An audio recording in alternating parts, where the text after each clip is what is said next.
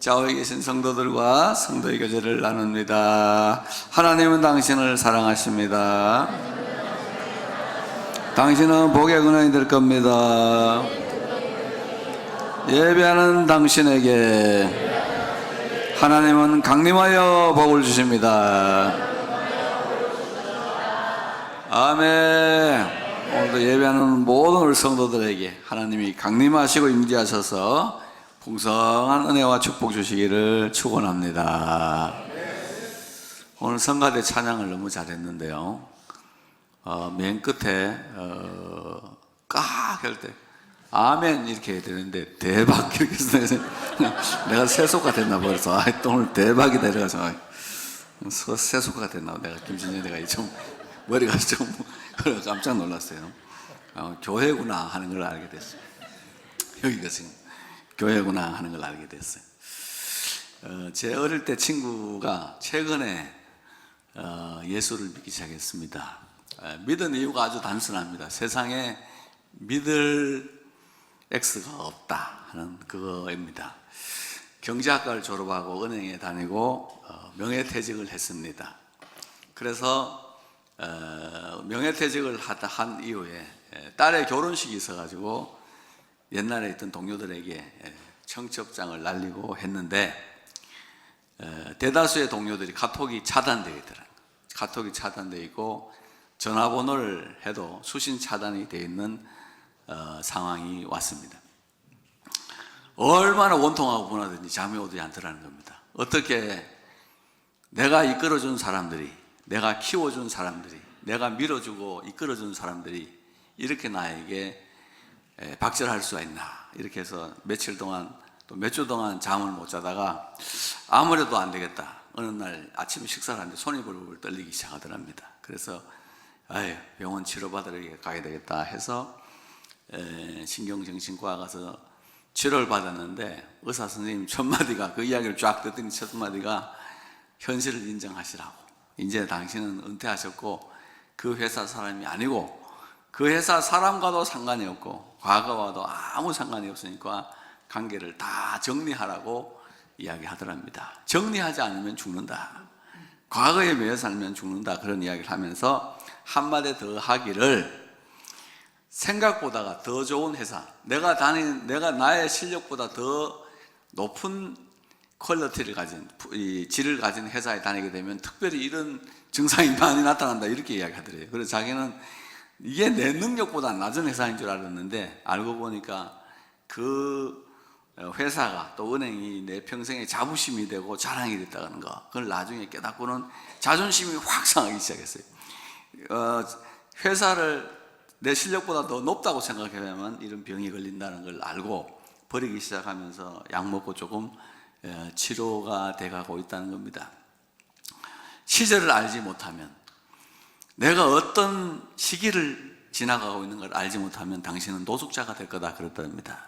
여러분 대합실이나 터미널 가면 노숙자들 많이 있죠. 그들 혹시 한여름에 파카 입고 있는 거 보셨습니까? 누더기를 입고 있잖아요. 철이 바뀐 줄 몰라요. 계절이 바뀐 줄 모르고 시간이 지나가는 줄 몰라요.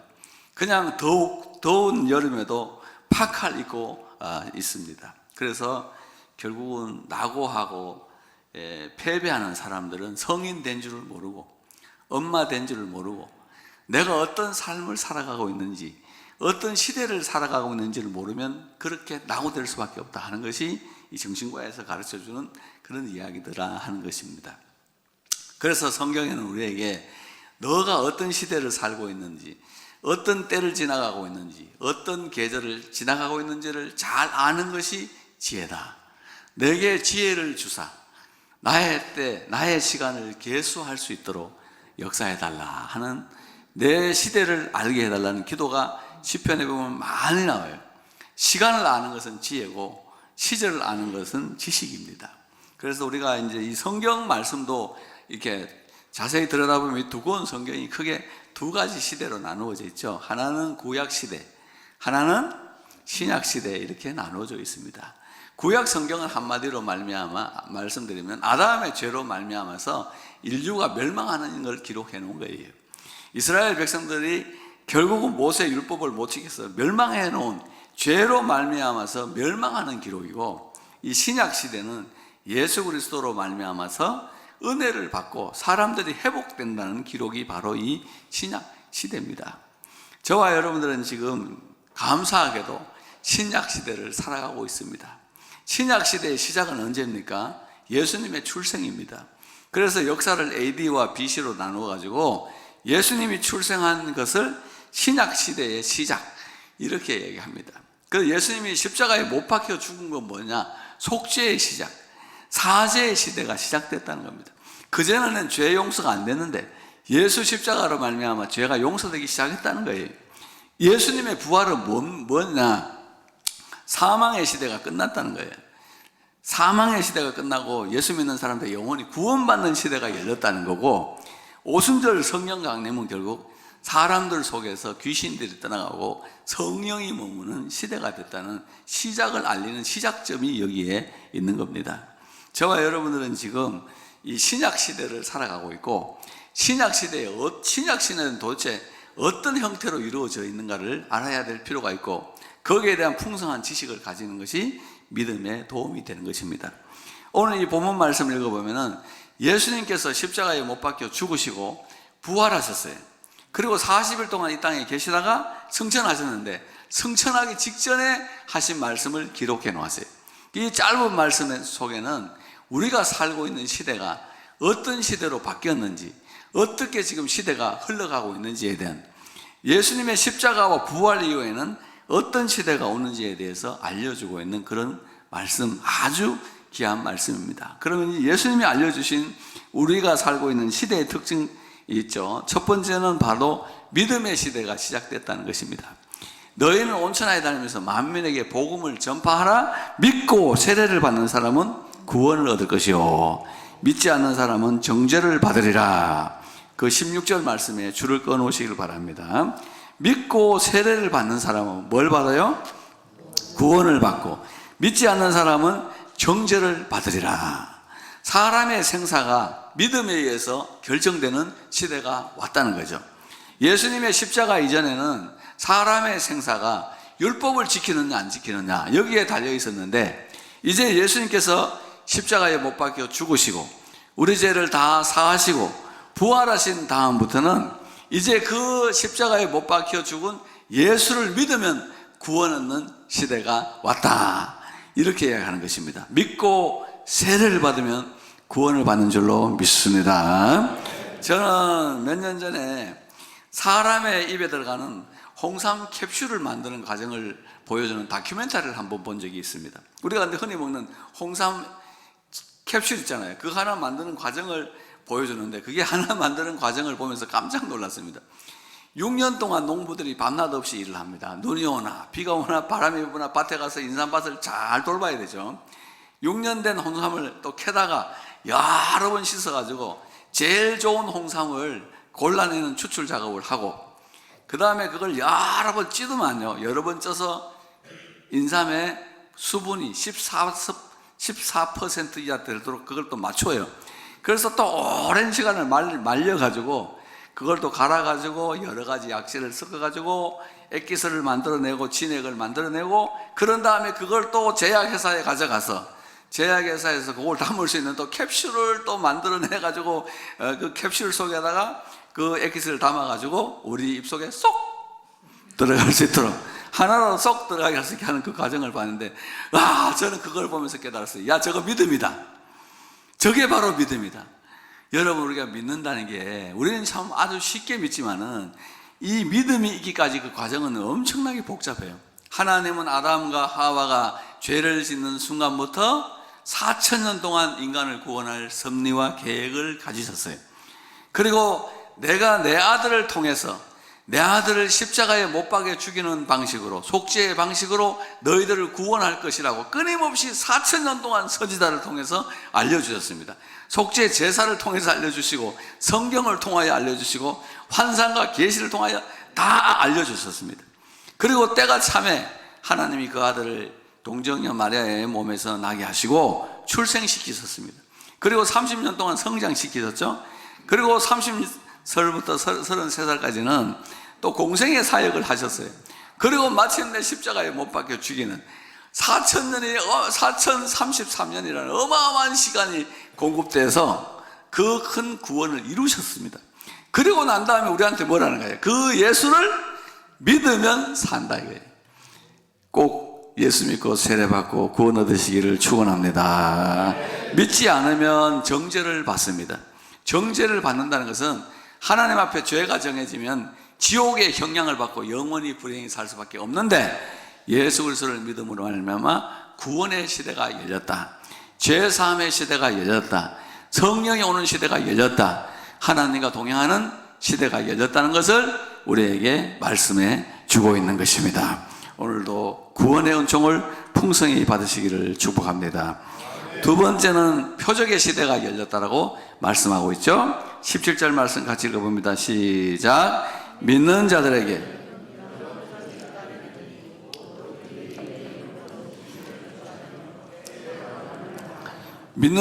뭘 따라와요? 표적이 따라오는 거면 이 사람이 믿는 자라는 표가 그 사람에게 따라오게 됐다, 이렇게 이야기를 합니다.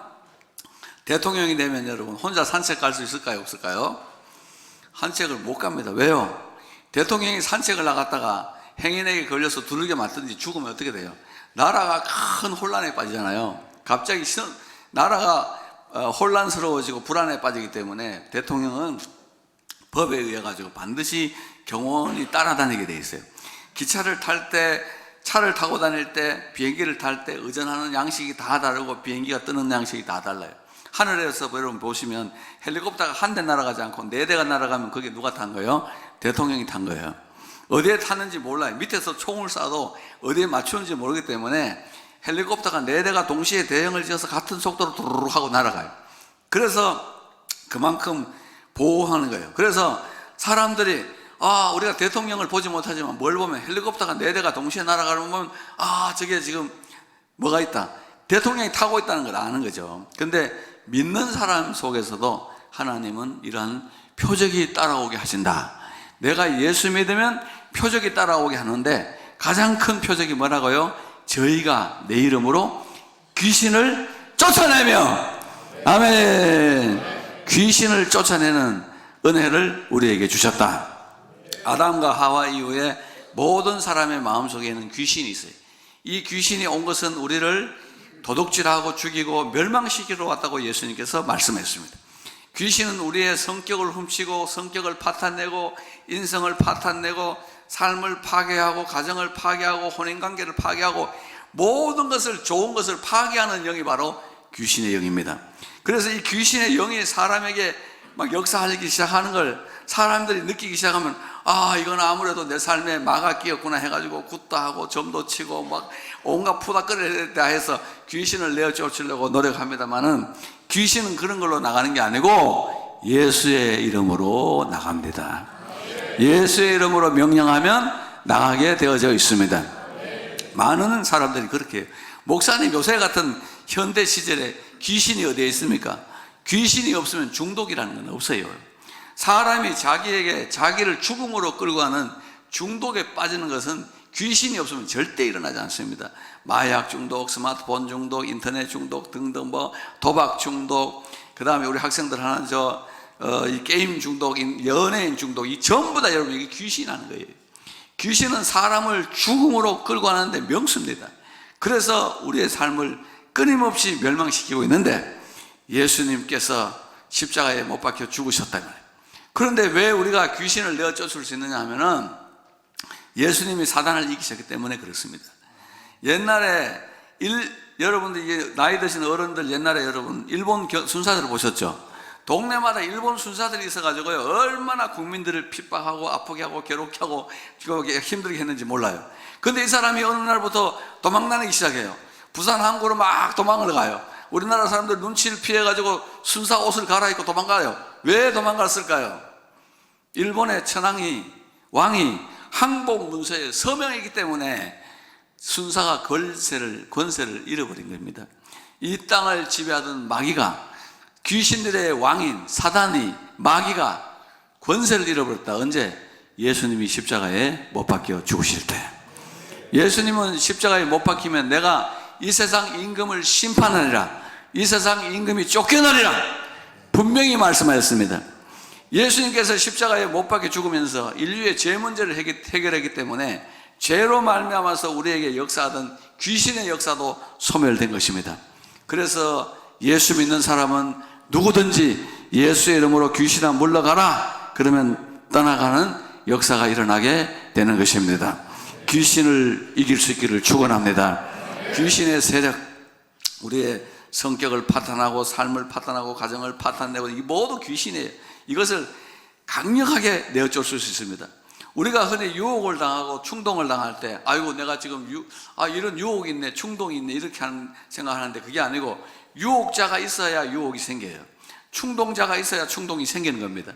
예수 믿는 사람은 나를 유혹하고 충동하는 마음을 어지럽히는 이 제1원인은 귀신을 제거할 수 있는 권세를 하나님이 주셨다는 것입니다. 그래서 예수의 이름으로 귀신을 내어 쫓을 수 있습니다. 가난과 저주의 영이 소멸되기를 축원합니다. 귀신을 쫓아내며 그 다음에 뭐라 그랬어요? 새 방언을 말하며, 방언을 말할 수 있게 된다고 했습니다. 우리 중고등학생들 수련회 가서 막 기도하다 보면 아이들이 우다다닥 우다다닥 해서 막 방언이 터질 때가 있죠. 하나님 오늘도 믿는 자들이 기도하면은 방언이라는 은사를 허락해 주십니다. 새 방언을 말할 수 있는데 우리 교우들은 방언을 많이 해야 돼요. 방언은 사람에게 지혜를 줘요. 여러분들이 원종수 박사님의 간증기를 읽어보셨겠지만 그 사람이 대전고등학교에 들어가서 학교 자기 반에서 꼴등을 했어요. 거의 꼴찌를 하니까 할머니가 하도 답답하니까 종수야 너 새벽기도 같이 가자 그래가지고 기도를 끌고 가기 시작했는데 어느 날 방언이 뻥 터지게 되었습니다. 얼마나 방언이 심하게 나오는지 그날 6시간 동안 방언했다 그랬습니다. 그 다음 날부터 방언하는 게 너무 좋아가지고 학교 안 갔더니 선생님이 데리러 왔더라고요. 그래서 또 학교는 가야 되는데 수업 시간에도 앉아있는데 계속 방언이 랄랄라 따따따라서 막 입을 붙들고 시끄럽게 하면 안 되니까 그렇게 방언을 했는데 갑자기 수학이 보이더라는 것입니다. 전에는 집합도 이해를 못했는데 집합, 함수, 수열, 미분, 적분, 확률, 통계 전부 다 눈에 확 들어오기 시작하더래요. 그래서 여러분 꼴등 같은 학생이 고등학교를 졸업할 때는 수석 졸업했습니다. 서울대학교 의과대학 수석 졸업했습니다. 석사과정, 박사과정 외국에서 전부 수석, 한국의 유명한 의과학자가 되었던 것을 우리는 알고 있습니다. 우리 학생들도 게임 그만하고 입으로 랄랄라 따따따 계속 부르짖으라면 손을 움직여봐야 게임에 해봐야 아무런 영의 역사도 일어나지 않지만 부지런히 방언해서 지혜를 얻고 훌륭한 사람들이 되시기를 축원합니다. 그래서 원종수 박사님의 간증 끝이 뭐예요? 방언이 나를 살렸다는 거예요. 방언할 때 하나님이 우리에게 지혜를 주십니다.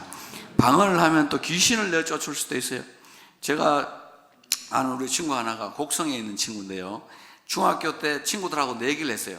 칠흑같이 어두운 날 밤에 학교 뒤에 공동묘지가 있는데 그까지 갔다 오는 내기를 했다는 것입니다.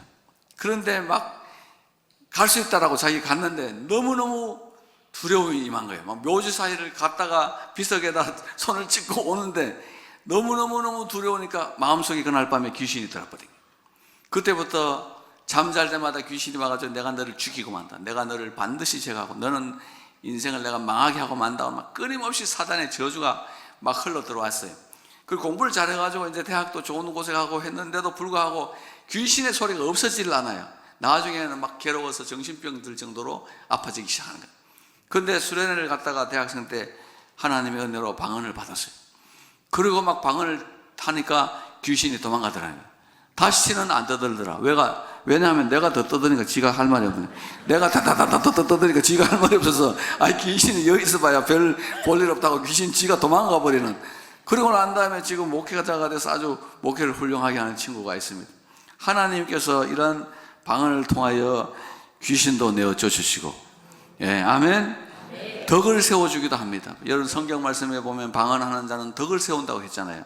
예언하는 자는 교회의 덕을 세우고 방언하는 자는 자기의 덕을 세우고, 사람이 굉장히 덕스러운 사람이 되어가요. 훌륭한 사람이 되어가요. 마음이 넓은 사람이 되어가는 것은 방언의 그러한 능력이 있게 되는 것입니다. 하나님이 우리에게 주시는 큰 보물 같은 방언을 받아서 여러분도 방언 기도로 승리하게 되기를 축원합니다. 교회에서, 우리 교회 같은 데는 오후 예배 금요철에 나오면 기도 조금만 하면 방언 다 터져요. 다만 이제 새벽 기도 때 성도들 조용하게 기도할 때만 교양 있고 품위 있고 질서 있게 조금 성경대로 작게 하고, 다른 때는 막 부르짖어 기도해도 괜찮아요. 막 부르짖어 기도해가지고 사탄 다 내쫓아버리고 저주를 소멸시켜버리고 병도 없애버리는 은혜가 있기를 축원합니다. 이와 같이 방언을 할 때 새 방언을 말해가지고 하나님 우리를 이기게 하시는 것입니다. 방언이 없다는 사람도 있고 방언이 끝났다는 사람도 있는데, 그런 사람 이야기 들을 필요 없어요. 그 사람은 방언 못하는 사람이, 못하니까 없다 그러고 하는 거지. 그거 기도하는데 방언 못하는 사람이 어디 있습니까 여러분? 10분만 기도하면 다 받는 방언을 누가 못 받아서 헤매고 있냐 말이에요. 응? 새 방언을 말하며 뱀을 집으며, 또 18절에 무슨 독을 마실지라도 해를 받지 아니합니다. 무슨 독을 마실지라도 해를 받지 않는다, 상처받지 않는다는 말씀에 줄을 꺼놓으시기 바랍니다. 우리 사람은 이 세상을 살아가는 동안에 사람들과 사탄과 세상에 감싸여서 살고 있어요. 사람이 사람을 떠나서 살 수 없고 사단을 떠나서 살 수 없고 세상을 떠나서 살 수 없는데, 이 세 가지 요소가 전부 다 뭐냐면 사람에게 상처를 줘요.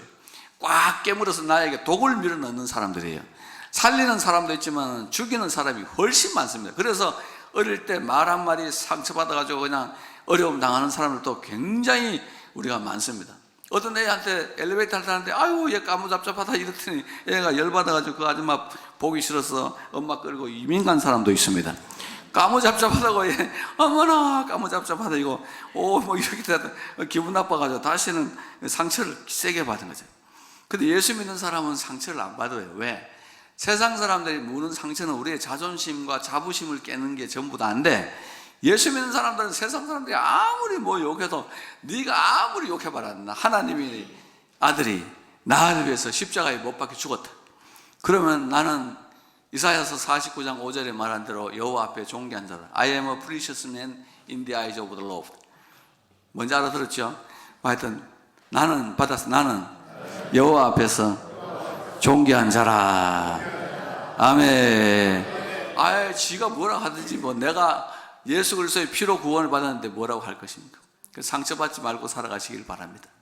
저도 저 대림동에서 목회할 때 집사님 한 분이 내 설교 못한다고 얼마나 공격하는 사람이 있었는지 몰라. 막 설교를 뭐 그딴 식으로 하자고 하면서 맨날 정병욱이라는 목사님 책을 막 사다 주고 이것 좀 읽어보라고 이것 좀 읽어보라고 이것 좀 읽어보라고 해가지고 내가 사다가 그냥 하루는 그대로 읽었어요. 아이고 세상에, 전병욱 목사님 5분 할 설교는 난 30분 해도 안 되더라. 그 사람 5분 거리가요, 내가 읽으니까 30분이 넘어가요. 그래서 아이고 난 도저히 못하겠다고 막 이런 하라 그러고 하지 마라 그러고 뭐가 되나 말이야. 나는 설교를 잘 못하는 사람인데, 지난 시간에도 내 설교 모니터에서 들어보니까 자매들이 175cm 이하는 용서가 안 된다 그래야 되는데 175cm 또 이상은 용서가 안 된다고 헛소리를 엄청나게 했더라고. 그러니까 내가 뭐 그런 걸 할 수 있나 말이지. 그래가지고 얼마나 공격을 받았는지 몰라요. 근데 그 사람이 전 목사라는 사람이 사고를 쳐가지고 난리가 나서 한국교회에. 그래서 그제서야 나한테 와서 막 미안하다고 막 그러더라고. 그래서 내가 당신 다른 교회 가도 절대로 그딴 식으로 살지 말라고. 네가 뭔데 신학자가 뭔데 네가 나를 하냐 그러고 막 하니까 속이 시원해지는 거예요. 막 그날 내가 제대로 공격을 해. 정신 차리라고 막 공격을 하려고 했는데, 그래서 그 사람이 막 그렇게 말해도 나는 상처를 하나도 안 받았어요. 그런데 그 자꾸 말하는 거에 상처를 받은 것 같아요. 자꾸 말을 하잖아. 그 마음에 뭐 남아있으니까 말하는 거 아닌가? 뭔지 몰라요? 하여튼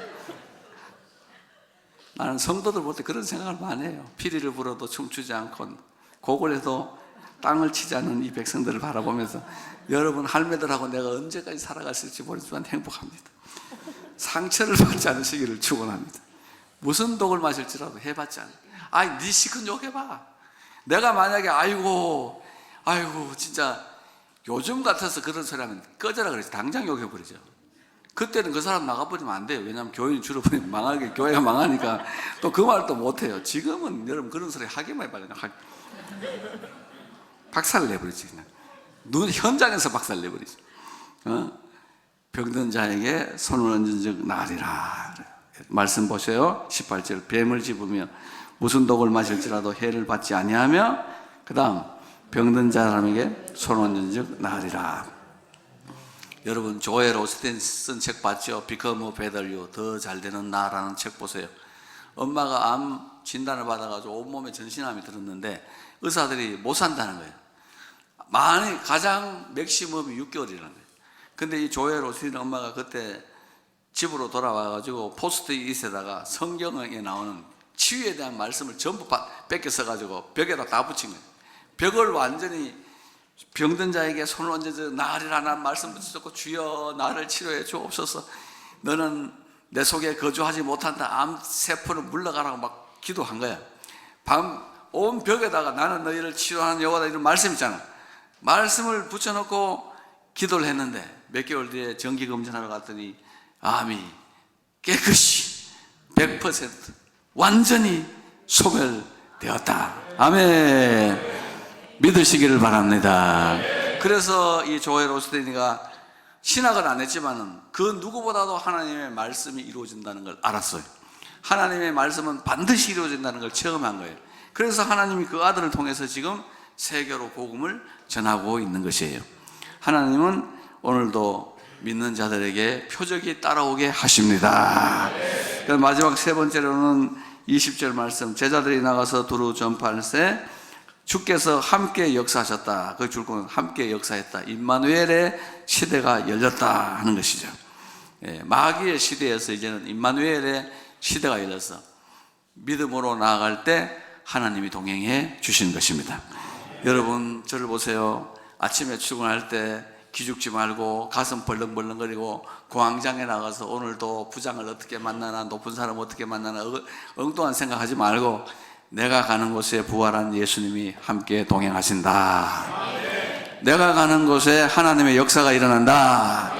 내가 가면 사막에 샘이 솟아나고, 내가 가면은 광야에 길이 생기고, 광야 메마른 땅이 기뻐하고, 사막이 백합화와 같이 즐거워하는 역사가 일어나게 될 것이다. 믿음으로 출근하시기를 축복합니다. 하나님이 믿음으로 나아갈 때 우리들에게 복을 주시는 것입니다. 따르는 표적으로 말씀을 확실히 증거해 주셨던 거예요. 그래서 베드로가 예수 이름으로 일어나라 하니까 안전뱅이가 일어나죠. 애니야야, 예수께서 너를 일으키신다 하니까 그 사람이 일어나요. 귀신에게 명령하니까 귀신들이 도망가는 역사가 일어나는 것은 예수님께서 사랑하는 백성들과 함께 동행하기 때문입니다.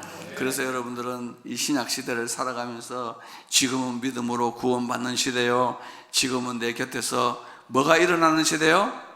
표적이 일어나는 시대요. 또 주님께서 나와 함께하고 계신다는 믿음을 가지고 험한 세상에서 승리하시게 되기를 예수 이름으로 축원합니다. 기도합시다. 하나님 아버지, 우리 주 예수 그리스도를 이 땅에 보내시고 십자가에 못 박혀 죽게 하시고 못 박혀 죽은 예수 그리스도를 구주로 믿을 때 우리에게 구원을 허락해 주시니 감사드립니다. 머리 숙인 백성들이 모두 다 믿고 세례받아 구원 얻게 하여 주시옵시고, 우리 교회가 구원의 방주로서 역할을 잘할 수 있도록 축복하여 주시옵소서. 믿는 백성들에게 표적이 따라오게 하여 주시옵시고, 귀신을 꺾게 하여 주시옵시며, 새방언이 터져나오게 하여 주시옵시고, 상처받지 않도록 역사하여 주옵시며, 성도들의 손길이 치유의 손길, 능력의 손길, 축복의 손길, 복음의 손길이 될 수 있도록 역사하여 주시옵소서. 성도들이 항상 어디 가든지 간에 삼위일체 하나님께서 나와 함께 하시고 부활하신 예수님이 나와 함께함을 믿게 하여 주시옵시며, 믿음으로 전진하고 선포할 때 기적이 임할 수 있도록 축복하여 주시옵소서. 말씀대로 열의 하나와 감사의 힘을 드립니다. 말씀대로 하늘문 열고 쌓을 것이 없도록 복을 부어주시기를 원하올 때 예수님의 이름으로 기도 올려옵나이다. 아멘.